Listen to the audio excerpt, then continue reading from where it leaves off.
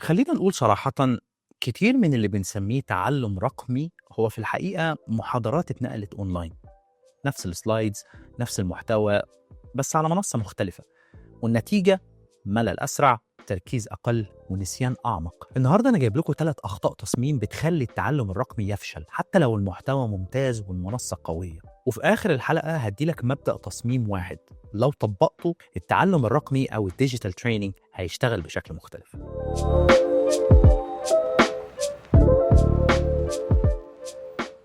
خلينا الأول نفهم ليه رفع السلايدز مش حل. المشكلة دايما مش في التكنولوجيا ولا في LMS ولا في الفيديوهات ولا في الأدوات. المشكلة إننا غالبا بنفكر في التعلم الرقمي كنسخة إلكترونية من التعلم في الفصل أو الكلاس روم، بس المخ ما بيعملش كده. التعلم الرقمي بيغير قواعد الانتباه والمعالجة والتفاعل، وفي الحالة دي اللي ما يغيرش تصميمه بيدفع الثمن. في 3 أخطاء شائعة بتقتل التعليم الرقمي، خلينا نمشي عليهم كده واحد واحد. أولاً التعلم الاستهلاكي. أكبر وهم في التعلم الرقمي إن المشاهدة بتساوي تعلم.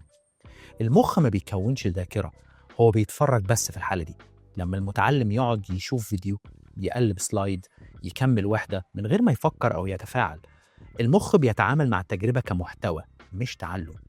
وده سبب إن كورسات كتير بتتحضر بس ما بتثبتش. تاني حاجة غياب هندسة التفاعل. التفاعل مش زرار ندوس عليه أو MCQ question نرد عليه.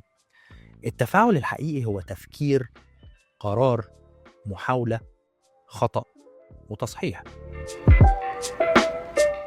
كتير من التعلم الرقمي بيحط أنشطة من غير ما يكون ليها وظيفة معرفية، فتبقى حركة من غير أثر.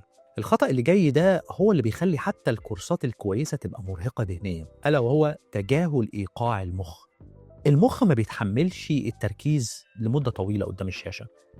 في التعلم الرقمي الانتباه بيبقى أقصر، التشتت بيبقى أسرع، والإجهاد الذهني بيبقى أعلى.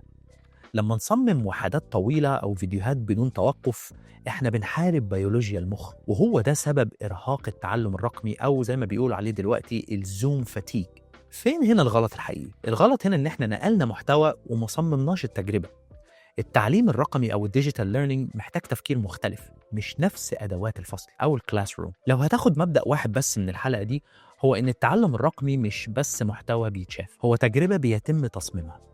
يعني إيه؟ يعني من كل 3 ل5 دقايق المتعلم لازم يعمل حاجة. كل فكرة وراها قرار أو تفكير.